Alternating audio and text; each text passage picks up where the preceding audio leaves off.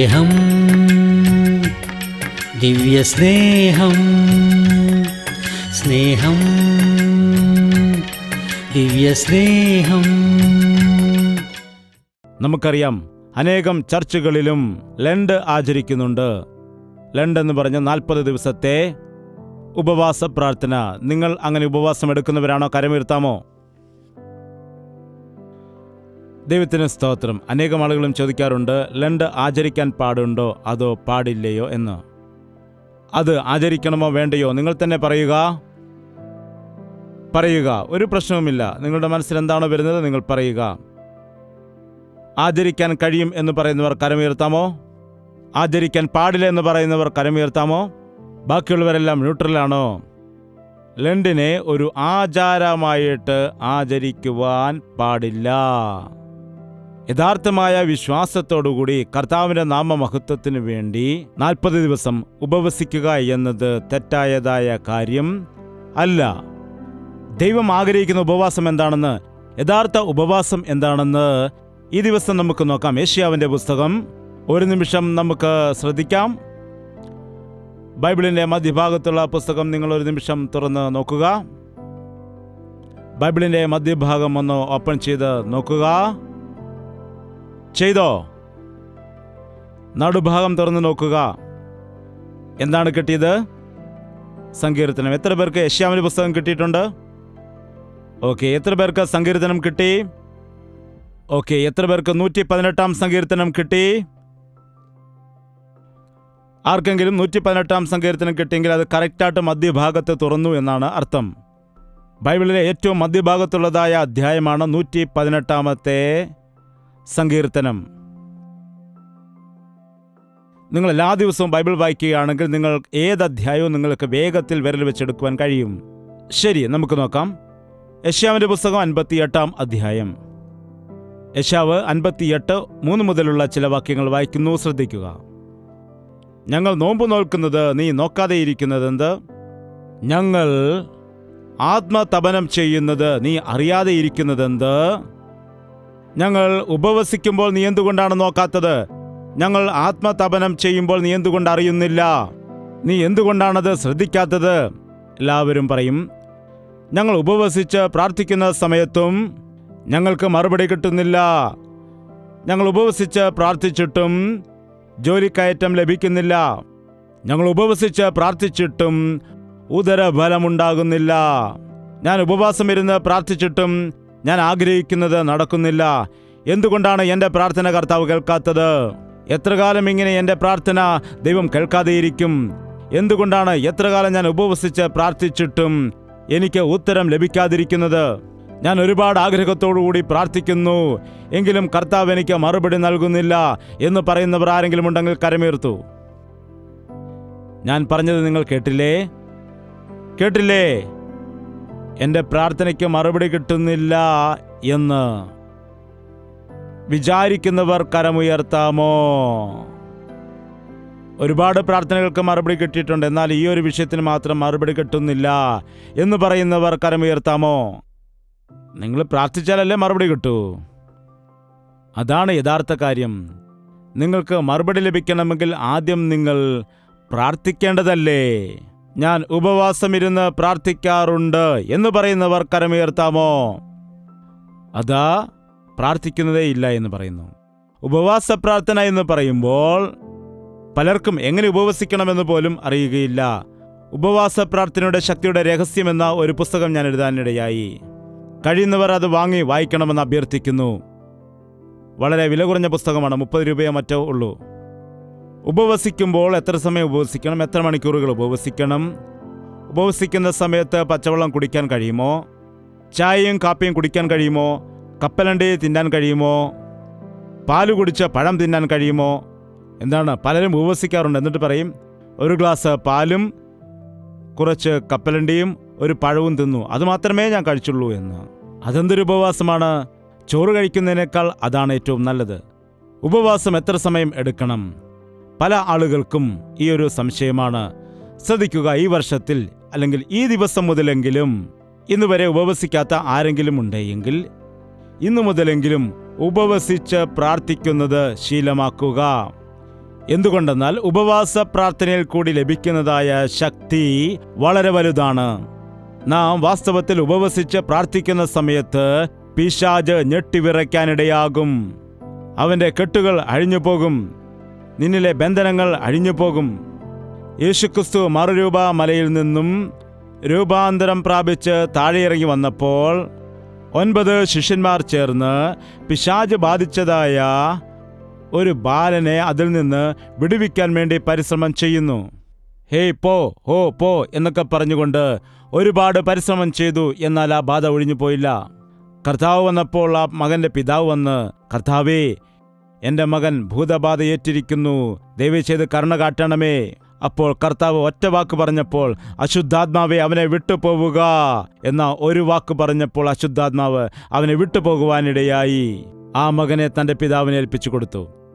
വീട്ടിൽ വന്നതിന് ശേഷം ശിഷ്യന്മാർ ചോദിക്കുകയാണ്, കർത്താവേ, നീ ഒറ്റ വാക്കുകൊണ്ട് ഭൂതത്തെ പുറത്താക്കി, നീ ഒറ്റയ്ക്ക് തന്നെ ആ ശുശ്രൂഷ ചെയ്തു, ഞങ്ങൾ 9 പേർ ചേർന്ന് പ്രാർത്ഥിക്കാനിടയായി, ഭൂതത്തെ പുറത്താക്കാൻ ഒരുപാട് പരിശ്രമങ്ങൾ ചെയ്തു, എന്നാൽ എന്തുകൊണ്ടാണ് അത് പോകാതിരുന്നത് എന്ന് കർത്താവിനോട് ചോദിച്ചപ്പോൾ എന്താണ് പറഞ്ഞത്? മർക്കോസിന്റെ സുവിശേഷത്തിൽ നമുക്ക് ശ്രദ്ധിക്കാം. നിങ്ങളുടെ ജീവിതത്തിൽ എന്തെങ്കിലും വലിയ പ്രശ്നങ്ങൾ, പ്രതിസന്ധികൾ കടന്നു വരുമ്പോൾ, വലിയ കഷ്ടതകൾ കടന്നു വരുമ്പോൾ, ഉപവസിച്ച് പ്രാർത്ഥിക്കുമ്പോൾ നിങ്ങൾക്ക് എത്ര വലിയ വിടുതൽ ലഭിക്കുമെന്ന് അറിയാമോ? മർക്കോസിന്റെ സുവിശേഷം 9-ാമത്തെ അധ്യായം, മർക്കോസ് അധ്യായം 9, 29-ാമത്തെ വാക്യം വായിക്കുന്നു. വീട്ടിൽ വന്നതിന് ശേഷം ശിഷ്യന്മാർ സ്വകാര്യമായി അവനോട്, ഞങ്ങൾക്കു അതിനെ പുറത്താക്കുവാൻ കഴിയാത്തത് എന്തു എന്ന് ചോദിച്ചു. പ്രാർത്ഥനയാൽ അല്ലാതെ ഈ ജാതി ഒന്നിനാലും പുറപ്പെട്ടു പോകയില്ല എന്ന് യേശു അവരോട് പറഞ്ഞു. എന്താണ് യേശു പറഞ്ഞത്? മർക്കോസിന്റെ സുവിശേഷം 9-ാം അധ്യായം 29-ാമത്തെ വാക്യത്തിൽ എന്താണ് എഴുതിയിരിക്കുന്നത്? ഇത് പ്രാർത്ഥനയിൽ കൂടി അല്ലാതെ. പല പഴയ ലിപികളിലും പ്രാർത്ഥനയാലും ഉപവാസത്താലും അല്ലാതെ എന്ന് എഴുതിയിരിക്കുന്നുണ്ട്. പ്രാർത്ഥന, അതുപോലെ ഉപവാസ പ്രാർത്ഥന. പ്രാർത്ഥനയിൽ ഒരു ശക്തിയുണ്ട്, ഉപവാസ പ്രാർത്ഥനയ്ക്ക് അതിൽ വലിയ ശക്തിയാണ്. പ്രാർത്ഥനയിൽ കൂടി വൻ കാര്യങ്ങൾ നടക്കുവാനിടയാകും. ഉപവാസ പ്രാർത്ഥനയിൽ കൂടി അസാധ്യമായിരിക്കുന്ന കാര്യങ്ങളെ സാധ്യമാക്കിയെടുക്കുവാൻ നമുക്ക് കഴിയുന്നതാണ്. ഇതുവരെ നിങ്ങൾ ഉപവസിച്ചിട്ടില്ല എന്നുണ്ടെങ്കിൽ ഇന്നു മുതലെങ്കിലും ആഴ്ചയിൽ ഒരു ദിവസം ഉപവസിച്ച് പ്രാർത്ഥിക്കുന്നത് ശീലമാക്കണം. ചിലർക്ക് ചോറ് കഴിക്കാതെ ഇരിക്കുവാൻ കഴിയില്ല. അയ്യോ, ചോറ് അല്പം പോലും കഴിക്കാൻ പാടില്ലേ, വയറിനുള്ളിൽ ഭയങ്കര എരിച്ചിലാണെന്ന് പറയുന്നു, എനിക്ക് വലിയ പരവേശമാണെന്നാണ് പറയുന്നത്. അതുപോട്ടെ, ഒരു 24 മണിക്കൂർ നിങ്ങൾക്ക് ഉപവസിക്കുവാൻ കഴിയുന്നില്ല എങ്കിൽ 12 മണിക്കൂർ ഉപവസിക്കുക. എന്താണ്? നിങ്ങൾ ആഹാരം കഴിച്ചിട്ട് 12 മണിക്കൂർ വരെ പിന്നെ ആഹാരം കഴിക്കാൻ പാടില്ല.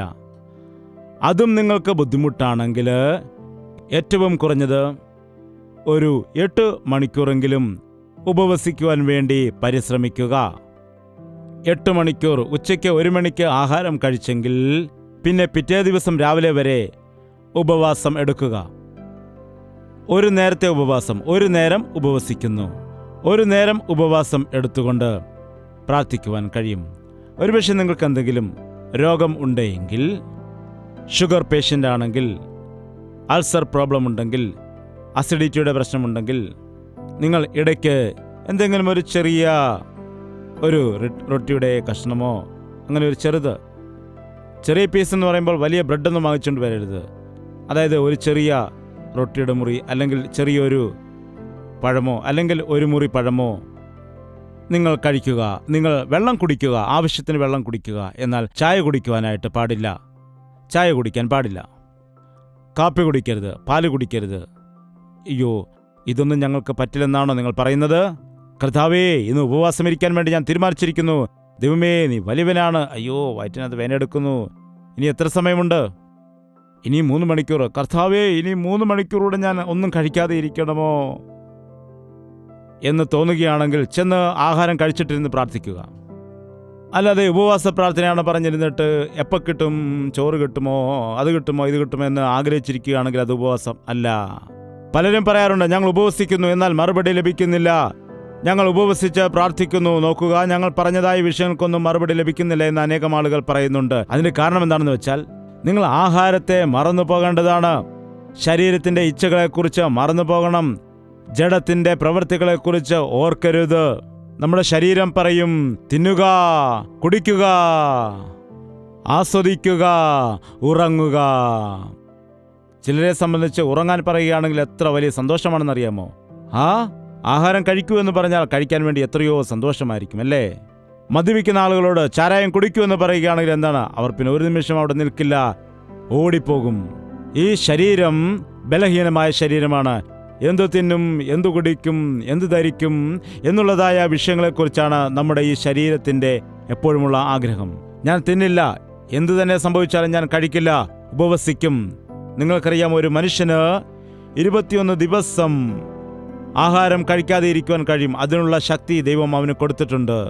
അതുപോലെ ഏറ്റവും കുറഞ്ഞത് 24 മണിക്കൂർ നീ വെള്ളം പോലും കുടിക്കാതിരുന്നാലും ഒരു ദോഷവും നിനക്ക് സംഭവിക്കുകയില്ല. എന്നാൽ എന്താണ്? നാം നമ്മുടെ ശരീരത്തെ അടക്കുന്നില്ല.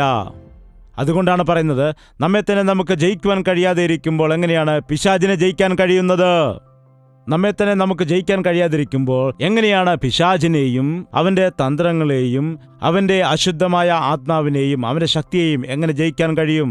അതുകൊണ്ട് ഉപവസിക്കുന്നതായ സമയത്ത് നിങ്ങളുടെ മനസ്സ് ദൈവവുമായിട്ട് ഏകാഗ്രമായിരിക്കണം. നമ്മുടെ നാട്ടിൽ ചിലരിങ്ങനെ ഉപവസിക്കാറുണ്ട്.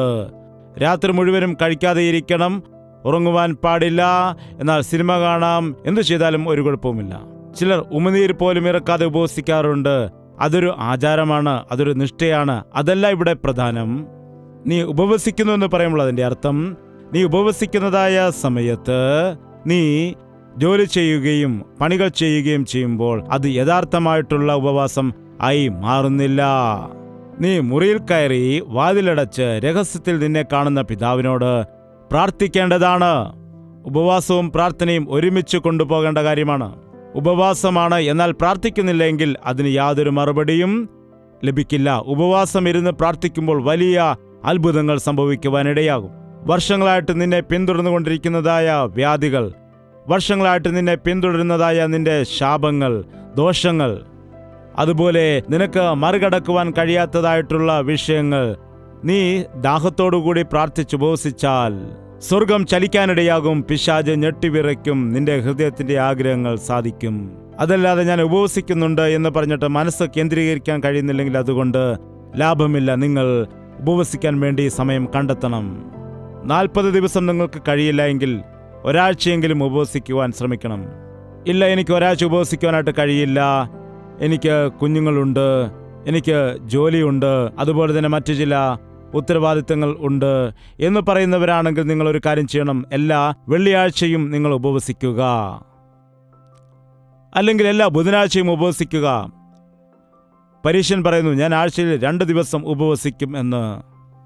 ഞാൻ ആഴ്ചയിൽ 2 ദിവസം ഉപവസിക്കുന്നു, അതുപോലെ തന്നെ ദശാംശം നിനക്ക് നൽകുന്നു. അപ്പോൾ കർത്താവ് പറഞ്ഞു, നിങ്ങളുടെ ഭക്തി പരീശന്മാരുടെയും ശാസ്ത്രിമാരുടെയും ഭക്തിയെ കവിഞ്ഞു വരില്ലെങ്കിൽ നിങ്ങൾ എനിക്ക് കൊള്ളാവുന്നവരല്ല. അതുകൊണ്ട് ആഴ്ചയിൽ 3 ദിവസം ഒരു നേരമെങ്കിലും നിങ്ങൾ ഉപവസിക്കേണ്ടതാണ്. ഇപ്പോൾ പുതുതായിട്ട് വാട്ടർ ഫാസ്റ്റിംഗ് എന്നാണ് പറയുന്നത്. അതായത് ശുദ്ധജലം മാത്രം കുടിച്ചുകൊണ്ട് ഉപവാസം ഇരിക്കുന്നു. എന്തുകൊണ്ടാണെന്നാൽ ഈ കാലത്ത് നോക്കുകയാണെങ്കിൽ നമ്മുടെ ശരീരത്തിന് നല്ല ആരോഗ്യമില്ല, കാലാവസ്ഥ വളരെ മോശമാണ്, തൈറോയിഡിൻ്റെ പ്രശ്നങ്ങൾ ഉണ്ട്, ഷുഗറിൻ്റെ പ്രശ്നമുണ്ട്, ദഹന പ്രശ്നങ്ങളുണ്ട്, BP, അങ്ങനെ പലതരത്തിലുള്ളതായ പ്രശ്നങ്ങളുണ്ട്. നമ്മുടെ ശരീരത്തിൽ കൂടുതലും ജലാംശമാണ്. അതുകൊണ്ട് വെള്ളം ധാരാളം കുടിക്കുമ്പോൾ നമ്മുടെ ശരീരത്തിലെ മാലിന്യങ്ങളെല്ലാം മാറാനിടയാകും. നമ്മുടെ ശരീരത്തിലെ അനാവശ്യമായ വസ്തുക്കൾ, മാലിന്യങ്ങളെല്ലാം മാറുവാനിടയാകും, ശുദ്ധീകരിക്കപ്പെടാനിടയാകും. ഡോക്ടേഴ്സ് പറയാറുണ്ട്, ആഴ്ചയിൽ 1 ദിവസം ഉപവസിച്ചാൽ വയറിനുള്ള അസുഖങ്ങൾ വരില്ല എന്ന്. നമ്മൾ ദൈവത്തോട് ഉപവസിച്ച് പ്രാർത്ഥിക്കുമ്പോൾ വയറുവേദന വരില്ല, ഒരു രോഗവും വരില്ല, നിന്റെ ജീവിതത്തിൽ ആത്മീയ ബലം പ്രാപിക്കാനിടയാകും. അതുകൊണ്ട് ഇന്ന് തന്നെ ഒരു തീരുമാനം നിങ്ങൾ എടുക്കുക. എഴുന്നേറ്റ് നിൽക്കാം, നമുക്ക് പ്രാർത്ഥിക്കാം. കണ്ണടച്ചുകൊണ്ട് ഇപ്പോൾ തന്നെ കർത്താവിനോട് പറയുക, കർത്താവ്, ഇതാണ് എൻ്റെ പ്രശ്നം, ഇതാണ് എൻ്റെ പ്രതികൂലം, എൻ്റെ മക്കൾ മാറണം, എൻ്റെ കുടുംബം പണിയപ്പെടണം. എനിക്ക് ഉദരഫലം നൽകണം. എൻ്റെ ജീവിതത്തിൽ നല്ല വഴികളെ തുറന്നു തരണം. നിങ്ങൾക്ക് എന്താണ് ആവശ്യം കർത്താവിനോട് ചോദിക്കുക. യാചിപ്പിൻ, എന്നാൽ നിങ്ങൾക്ക് ലഭിക്കും എന്ന് കർത്താവ് പറഞ്ഞു. അതുകൊണ്ട് കർത്താവിനോട് ചോദിക്കുക. മുട്ടുവിൻ, നിങ്ങൾക്ക് തുറക്കപ്പെടുമെന്ന് പറഞ്ഞു. നിങ്ങൾക്ക് എന്താണ് ആവശ്യം ആ കർത്താവിനോട് ചോദിക്കുക. എന്ത് വേണമെന്ന് ചോദിക്കുക. എന്താണ് നിങ്ങളുടെ ആവശ്യം? ഇതാകുന്നു കർത്താവ് എൻ്റെ പ്രശ്നം, ഇതാകുന്നു എൻ്റെ പ്രതികൂലം, ഇതാകുന്നു എൻ്റെ വിചാരം. എൻ്റെ ജീവിതത്തിലെ പ്രതിസന്ധികളാണ്, എൻ്റെ ജീവിതത്തിൽ കണ്ണുനീരാണ്, എൻ്റെ കുടുംബത്തിൽ പ്രശ്നങ്ങളാണ്, എനിക്ക് നല്ല വരുമാനമില്ല, എനിക്ക് കടബാധ്യതയാണ്, രോഗബാധയിലായിരിക്കുകയാണ്, അവിവേകം കൊണ്ട് കടബാധ്യതയിൽ അകപ്പെട്ടു പോയിരിക്കുകയാണ്. എന്നെ സഹായിക്കണമേ. എൻ്റെ കുഴപ്പത്തിൽ നിന്ന് വിടുവിക്കണമേ. പ്രശ്നത്തിൽ നിന്ന് വിടുവിക്കണമേ. പ്രശ്നങ്ങൾക്ക് പരിഹാരം നൽകണമേ. നിന്നിൽ ആശ്രയിക്കുകയാണ്, നിന്നോട് നിലവിളിക്കുകയാണ്. നിന്റെ നാമത്തിൽ വിടുതലുണ്ട്. നീ ഒരു വാക്ക് പറഞ്ഞാൽ മാത്രം മതി, അതിൽ വലിയ വിടുതലുണ്ട്. ഞാനത് വിശ്വസിക്കുന്നു. കണ്ണുനീരോടെ പ്രാർത്ഥിക്കാൻ സഹായിക്കണം, ഉപവസിക്കുവാനായിട്ട് സഹായിക്കണം. നിന്റെ സന്നിധിയിൽ പ്രാർത്ഥിച്ച് പോരാടി ജയിക്കുവാൻ, പിശാചിനെ ജയിക്കുവാൻ ആവശ്യമായ കൃപ നൽകേണ്ടതിന് വേണ്ടി കർത്താവെ നീ സഹായിക്കണമേ. നിങ്ങൾ പ്രാർത്ഥിക്കുക, കർത്താവ് സഹായിക്കും. പ്രാർത്ഥന. പരിശുദ്ധനായ സ്നേഹമുള്ള പിതാവേ, ഒരിക്കൽ കൂടി നിന്റെ മക്കളെ ദർശിക്കണമേ. വായി തുറന്നുകൊണ്ട്, കരങ്ങൾ ഉയർത്തിക്കൊണ്ട്, കർത്താവേ, ഇതാകുന്നു എന്റെ പ്രശ്നം, ഇതാകുന്നു എന്റെ പ്രതിസന്ധി, ഇതാകുന്നു കർത്താവേ എൻ്റെ അവസ്ഥ. എനിക്ക് പ്രാർത്ഥിക്കുവാൻ കഴിയാതിരിക്കുന്നു, ഉപവസിക്കുവാൻ കഴിയാതിരിക്കുന്നു, ബൈബിൾ വായിക്കുവാൻ കഴിയുന്നില്ല. അതുകൊണ്ട് എൻ്റെ ജീവിതത്തിൽ പിന്മാറ്റം സംഭവിച്ചുകൊണ്ടിരിക്കുന്നു. പിശാച് പലപ്പോഴും എൻ്റെ മേൽ ജയം നേടുകയാണ്. പിശാച് എന്നെ കീഴടക്കുകയാണ്. ജഡപ്രവൃത്തികളിൽ അകപ്പെട്ടു പോയിരിക്കുന്നു, ലോകമോഹങ്ങളിൽ പെട്ടുപോയിരിക്കുന്നു, പലവിധമായ ഭാരത്താൽ ആയിരിക്കുകയാണ്, കടഭാരത്താൽ അകപ്പെട്ടിരിക്കുന്നു. വിടുതൽ പ്രാപിക്കുവാൻ കഴിയാതെ ഇന്ന് ദുരിതം അനുഭവിക്കുകയാണ്. എന്നെ സഹായിക്കണമേ, എന്നെ സഹായിക്കണമേ, എന്നെ എഴുന്നേൽപ്പിക്കണമേ. ഈ കുഴഞ്ഞ ചേറ്റിൽ നിന്ന് എന്നെ എഴുന്നേൽപ്പിക്കണമേ.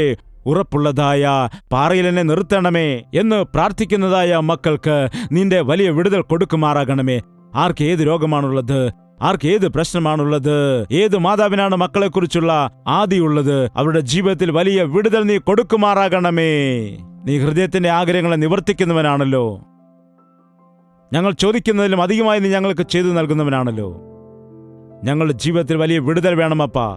ഞങ്ങൾക്ക് രക്ഷ വേണം, ഞങ്ങൾക്ക് സമാധാനം വേണം, ഞങ്ങൾക്ക് സന്തോഷം വേണം. എൻ്റെ മകൻ മാനസാന്തരപ്പെടണം, ഭർത്താവ് മാനസാന്തരപ്പെടണം, എൻ്റെ കുടുംബം അനുഗ്രഹിക്കപ്പെടണം, ഞങ്ങളുടെ കുടുംബത്തിൽ സന്തോഷം തിരിച്ചു വരണം.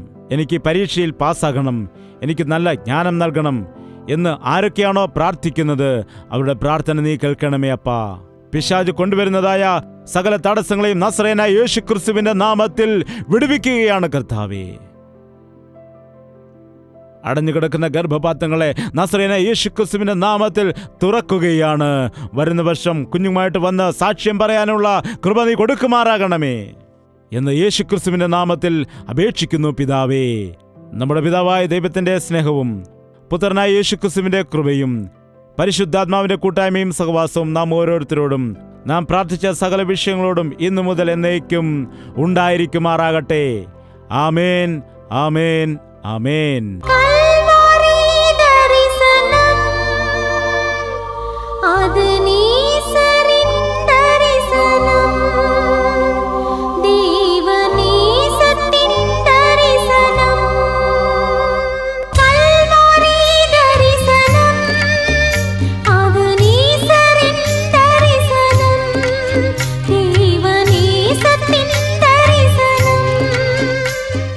യേശുവേ യേശുവേ